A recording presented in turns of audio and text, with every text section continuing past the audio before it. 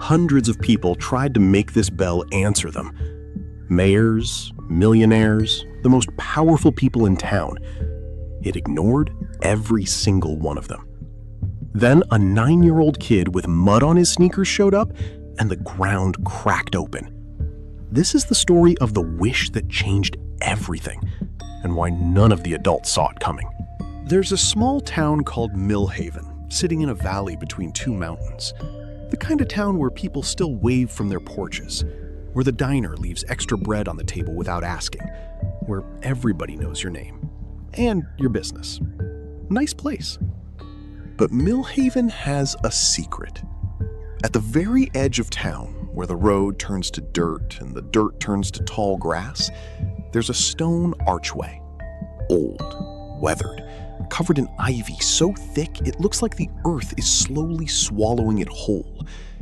And hanging from the center of that arch, a bell. Small, tarnished, looks like nothing. But the legend around that bell, that's everything. Old May had lived in Millhaven her whole life, 80-something years. Sharp eyes, sharper memory. She'd told this story so many times, the words felt worn smooth, like river stones. The bell was hung by the river itself, she'd say, back when the world was still listening to itself. And the promise is simple. Walk up to that bell with a heart completely free. No greed, no pride, no hunger for more. Ring it gently, and the river will hear you. The river will answer. People always smiled when she said it. The polite smile. The smile that means, I don't believe you, but I'm not going to say that out loud. But they still tried. No, they definitely still tried. Gerald Fitch, richest man in town, rang that bell so hard the whole archway shook. Asked for a bigger warehouse, a faster horse. Then, just to cover his bases, a second warehouse. The river didn't even blink. Diana Voss, best baker in 3 counties, showed up at sunrise in her good apron, flour still on her nose. Dead certain her one pure wish was to win the regional pie championship. The river gave her nothing but a mild ripple. And then there was Mayor Drummond. The mayor genuinely believed that wishing for his own re-election was a selfless act. The village needs me, he told the bell. This is for them. He rang it twice, just to be sure. The river yawned. After years of this, people stopped calling it a magic bell. They started calling it the deaf bell. A punchline, a tourist photo op, something to laugh about over coffee. Nobody expected that to change. His name was Eli, 9 years old, gap-toothed grin, mud on his sneakers in every single season. Spring, summer, fall, winter, somehow always mud. He wasn't the smartest kid in class, not the fastest. He forgot his homework on Thursdays like clockwork. But Eli paid attention. And lately, what he was paying attention to hurt. He noticed Mrs. Kamara, the school librarian, had stopped bringing a real lunch. Just crackers. Every single day. Just crackers. He noticed the Delgado family, 5 kids, the baby barely walking, had moved to a smaller house on the edge of town. Quiet about it. No announcement. He noticed his classmates dropping out of the school camping trip, one by one. Fees. Always fees. He noticed Ruby at the diner had started slipping extra rolls onto tables without putting it on the check. No explanation, just more bread. Ruby's way of feeding people who were too proud to ask. Millhaven had a problem nobody was saying out loud. The community well, the one that had fed every farm and garden in town for decades, had run dry 2 summers ago. A drought hit hard. No solution came. Now water got trucked in. Expensive, slow, not enough. The town was cracking, quietly, the way dry earth does. Eli thought about it walking to school, lying in the grass, staring out the kitchen window at the old creek bed behind his house, cracked, dusty, bone dry. He didn't have a plan. He didn't have a speech. One Tuesday morning, for no special reason, he just started walking toward the archway. He didn't clean up, didn't change his shoes. He stood in front of the bell, looked at it. Nobody around, no audience, no ceremony, just a kid who'd been thinking about his neighbors for weeks, standing alone in a field. He reached up, stretched until his fingertips barely grazed the metal. One touch, barely a sound. And then, quietly, like he was just talking to someone who might be listening, "I don't want anything for me.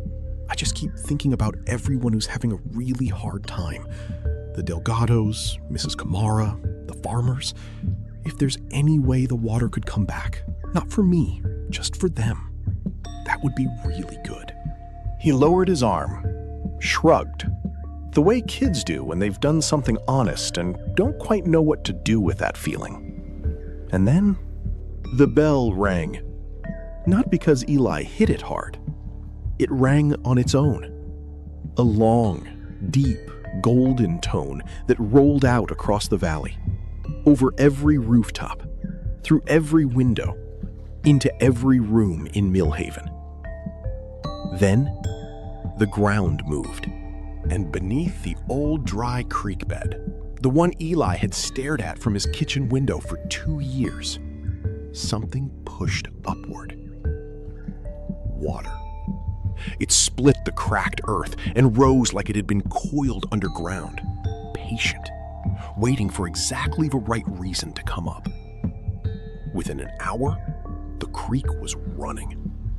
By afternoon, it reached the old well. By evening, farmers were standing ankle-deep in their fields, boots soaked, staring at each other like they were afraid if they spoke it would stop. Millhaven had water. That night, the whole town gathered at the archway. Someone brought lanterns.